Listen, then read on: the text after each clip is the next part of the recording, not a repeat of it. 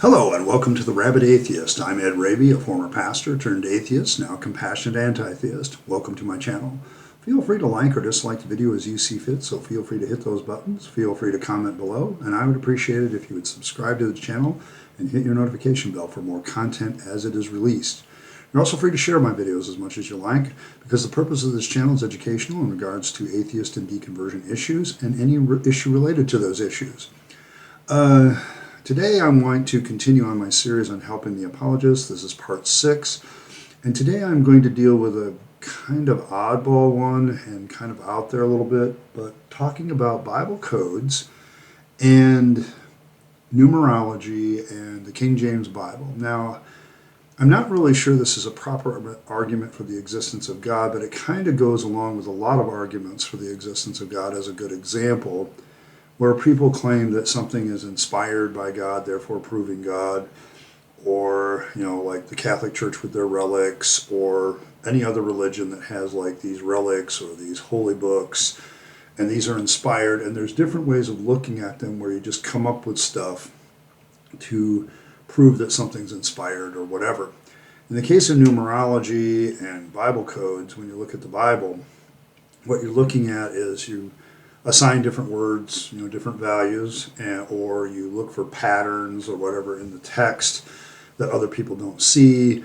You just really have this this idea that if this is a holy book, there must be all these things in it that are secret and hidden, and if you just do some study on them, you'll have it. Now, one of those theories out there is that the King James Version of the Bible, the English King James Version, is inspired, and therefore we can prove it is inspired by all these Bible codes and numerology and stuff.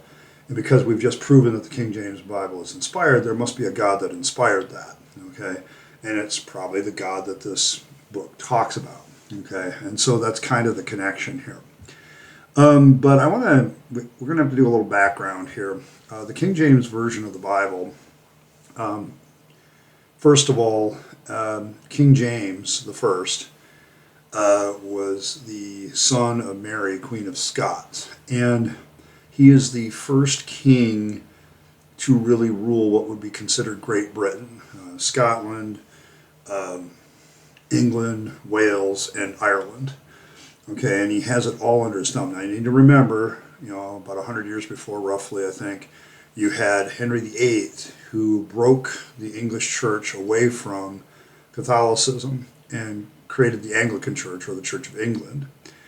And in that, he became both the secular head of the state, as well as the head of the church. He's also the head of the Anglican Church. Today, Charles III is technically both those things as well. So this is where, he is now a generation or two, a couple generations into this. And so he inherits this throne of all of Great Britain. And a lot of what James did was about consolidation of ideas and powers that made things truly British. Okay, this is Great Britain, this is British. At least that's my reading of history. If somebody wants to give me some takes in the comments, it's not my field of study, history, so I just read a lot. So when it comes to the King James Bible, though, I do know a little bit that what James was getting frustrated with was there was a lot of different English translations. And so as an act of head of the church, he decided, okay, what we're going to do is we're going to create a group of people to translate the Bible from some of the original languages. We're going to create an authorized version of the Bible. It's going to be known as, the authorized version. Later on, it will become known as the King James authorized version of the Bible. Okay, it's done in English. Now, the way they did this for the New Testament, they largely used the Textus Receptus, okay? With one exception, the book of Revelation was very hard to get like Greek translations of. So what they ended up doing is they used the Latin Vulgate for the book of Revelation for good chunks of it. For the Old Testament, they used the current, whatever messianic, or the current Hebrew scriptures, including some apocryphal elements, because I think I don't remember. I think they do translate the Apocrypha as well. There's an interesting thought for those you King James only people. And they used all of that and brought it together, and a lot of that apocryphal stuff had been taken from the Greek Septuagint, which is a Greek translation of the Old Testament. The King James Bible was released in 1611 for the first time. Has been edited 4 times since. In 1625 it was edited, in 1638 it was edited, and then well over like 130 years later, in 1762 it was edited, and in 1769 it was edited again. Just to make a note about all these editions and editing, every time languages, the English language had changed, especially the 1700s one, so much so that they had to like redo it so that it would actually make sense. The original King James Version of the Bible, if you ever get a chance to look at an original copy, try to read it. I think you can even look it up online. But if you look at a 1611 text, you will have a very, very difficult time reading it, because the English language changed so much from the 1600s to the 1700s. Also, words changed in how they were spelled, how many letters they had, from 1611 to the 1769 version as well. And that's going to be significant here when we talk about Bible codes. But one of the big things that, verses, are used in Bible codes. I need to talk a little bit about that. But the verses and chapters and verses in the Bible didn't come about until about 1551, because the Bible started to be printed by printing press. And so one of the printers began to put chapters and verses, so people who were now, all these people reading the Bible, all of a sudden they were having a hard time getting around and finding different ways. So this guy just added it as a convenience, chapter and verse references and things like that. It was more of a convenience, so that when he printed it off, like your friend next door could say, Mark, 8:3 says this, and then that person could open up to Mark 8:3 and see what you're talking about. It was added more of as a convenience. Once the text started to be printed more and more, they added it more as a convenience. Now, I got to make a few notes here from a textual criticism point of view. First of all, about the Textus Receptus. The Textus Receptus has a lot of manuscripts that they're just very, very poor quality. They're very bad. This is a time period like 1000 AD or so, that period where the monks are just copying original texts, particularly for the New Testament. The Jewish tradition is a good textual tradition in the sense that it copies fairly accurately up to this point, and then until the Dead Sea Scrolls were discovered, we know that textual tradition goes back quite a ways. Doesn't prove that it's inspired, it just means that they have a good transmission. If you want good manuscripts, you have to go farther back. The closer a text is to the original writing, the better it is, because there's less chance for errors to come in, and there's less chance for people to add their own editorial comments. So you have that element of it where you're kind of dealing with those elements in textual criticism, where you're trying to get a copy of the manuscript that is very close to the original writing, and it also looks like it's high quality. Like if you have 20 manuscripts just stacked in a head that all say the same thing, but there's variants all over the place, that is not as good as quality as, say, a commissioned Bible, which is a single Bible work that's done in 200 AD, and illuminated. Maybe it looks like somebody made sure that the text was actually accurate, took their time with it. Those are qualities that make a manuscript even better. And this is true for all studies of ancient documents, okay? From Plato to the Bible, everything. This is what you want in textual criticism. This is significant for Bible codes and such, and numerology, because in the case of variants, there are some times where the word is different, okay? And the King James Bible, using the Textus Receptus, might translate a certain word a certain way, but we now know that that's not the word, because we have a better quality manuscript that's closer to the original writing So we know that that word has been changed or edited. This is why the longer ending of Mark is highlighted in most Bibles, as it's not there in the oldest manuscripts. The same is true for the woman caught in adultery. That's why, because in the older versions of John, it's not there. Okay, it's added on later by somebody. Okay, so that's why we do these sort of textual things. So in numerology and Bible codes, like in numerology in particular, they'll assign a value, a number value, to each letter that's used. Like A is 1, B is 2, so on and so forth. So when you add these numbers, like they'll take ABC. Let's say there's a word ABC. Well, you take 1 plus 2 plus 3, so that word has a value of 6. Okay, and they start playing these games with these word values. They start looking at specific verses and all this stuff. Okay, this verse is right smack dab in the middle of the Bible because of all the verse references. And so when it talks about the Word of God, so therefore, okay, it's significant. Therefore, this numerology exists. Now, I hope you can see the problems already. Number one, going back to the original King James Version in 1611 is not the same as the one in 1769. For instance, you might, in 1611, you might have a word with a double S, but in that Bible, it would be double F, FF.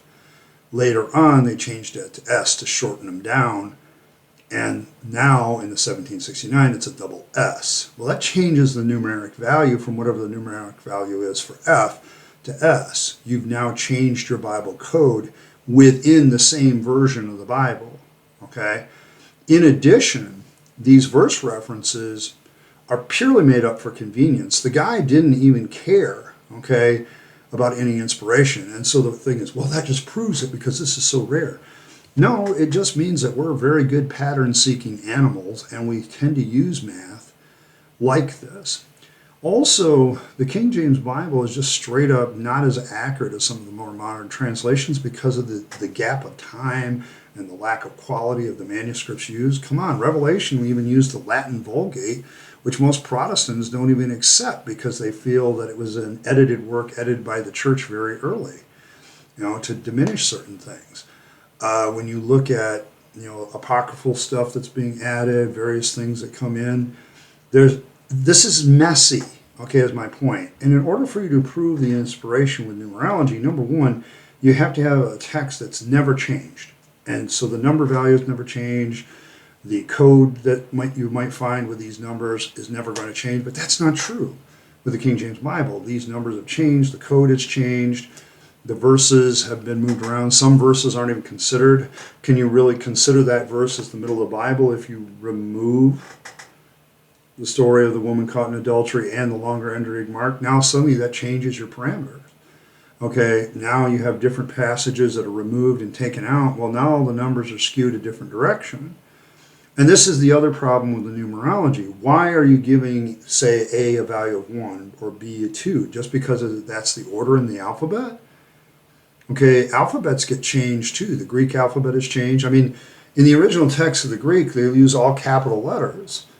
Okay, and so when we translate them to small letters and we put word breaks in them in the first place, sometimes they make mistakes. Okay, because in the original text, they would be all capital letters. There's no spaces, no punctuation, anything. So how do you know that word is that word? They've literally gone back and looked at original text and suddenly realized, oh, yeah, this word should have been divided here and not here. So now you've got this word and that word. Do you hear what I'm saying? There's just so much human factor and human error factor up to this point. The arbitrary assigning of numbers to letters, this leads to massive misinterpretation. There's a lot of superstition behind this. There's no scientific evidence for numerology really working. It's just really, really bad. Okay? And when you consider that the King James Bible has been edited, there's definitely changes in verses. You got different texts that may just genuinely not belong there. You got the book of Revelation that is based on one translation from one language, whereas the other parts of the translation are based on the Greek language or Hebrew language. This is all going to change your numerology and your Bible code every single time. The whole thing relies on the assumption that it's inspired in the first place. And so it really is a hard thing. It isn't a hard thing to really dismiss. In fact, I literally got some of my stuff that I just talked about here from Christian websites that debunk numerology and Bible codes because they know it's nonsense and it doesn't make them look good. Okay, they're trying to be scholarly about these things, and numerology and Bible codes just don't allow them to do that. So you're kind of in this vein here of, no, we don't even like this. And so, to be honest, if I'm going to help the apologists out, the genuine apologists that really think that they can prove that God is real, you need to be the ones debunking this shit more than me. Okay, you need to be the ones going after this and pointing out that this is garbage. Because if you put this up next to your philosophical arguments, you're going to look like an idiot. The philosophical arguments are already flawed. You put stuff like this, that's superstitious mumbo jumbo, just by doing stuff with numbers, okay, arbitrary assigning of values, no scientific research, a lot of superstition with changing variables that somehow create absolute value and absolute inspiration magically. If I was you, I'd be trying to get rid of this. And it goes to a lot of things like this, a lot of superstitious stuff like relics, proving God, the Shroud of Turin. I reject that too because that doesn't prove anything either. Okay? One, I think it's a forgery and a fraud, but, it's amazing how the Jesus there looks exactly like white Jesus, is all I'm saying. So, and he wouldn't have been that way. Okay? He's got the beard, the whole thing is just interesting to me. It's just connived, like somebody who knew the religion then created this tapestry or whatever the hell it is. So you have that, and you got all these relics, from St. Valentine's Day, Valentine's skull and everything. This proves the inspiration of everything, and you find out they're all hoaxes. Any magician can tell you how this stuff is done by sleight of hand and whatever. It goes to all of this whole lump of proof of God, of the supernatural and the superstitious nonsense. Yeah, you got to get rid of that crap. And some of it's worse than others, I'll admit that, with Hume and the rest of it, we could all have discussions on genuine miracles, whether they even took place, let alone whether they prove God or something, which I think every miracle that I've ever seen, and I grew up in a Pentecostal church, sorry, it just doesn't end. But maybe that's a topic for another video altogether. But once again, this is nonsense. I want to face palm on this one. There we go. That's what I think about that one. I'll leave a link to this and a video on numerology, and there's an hour and 20-minute video on this numerology stuff for the King James Version. I'll link that too. I don't know, my recommendation while watching it, have like a fifth of something and drink it while you're doing it, because it's going to take that much for you to get through it. I couldn't get through the whole thing. I just realized I reject most of this on principle, and the principle is text bad, been edited, changed letters, words. How do you get a Bible code out of something that's been so changed as the King James Bible? That's something that the King James only people don't want to admit, but it's been changed like 5 times, and that changes your code every time. Which King James Bible version are you talking about? The 1611 version, the 1625, the 1638, the 1762, or the 1769? Because they're all different. They have different words. And how do you account for the fact that older manuscripts now say that there are certain stories and verses that don't exist? They don't there. Oh, we're going to just reject that because it doesn't line up with our preconceived notions. Is that what that is? Yeah, okay. Apologists, you need to debunk this crap because it just makes you look bad. Okay, it makes you look really, really stupid. I mean, the philosophical arguments are unconvincing as it is, and this stuff is just, woo, you need to get rid of it. You just need to get rid of it. All right, thank you for stopping by. I appreciate every single one of you. You guys are great. Continue to watch, continue to subscribe, continue to do the things that you do. The channel's getting very, very close to memberships. I think I need like a little over 300 more watch hours for that. Not much. No, maybe, no, it's under 300. Yeah, about 240 or so. Pretty close. I mean, we're doing all right. We're doing all right. We just need to do a little bit more. Subscriber base has been altering between 975 and 980, going back and forth actually. So makes me wonder if some of my Christian troll followers are being discovered and removed because of their actions on other things. So, you got to watch that. Some of the atheists are trolls too, so they get removed as well. So, make sure you follow. I appreciate it. Go out there, live your best life. Make sure you do everything in your power to have a happy life, because you only get one go around and then it's over. And I wish you the best of days, and I'll see you next time.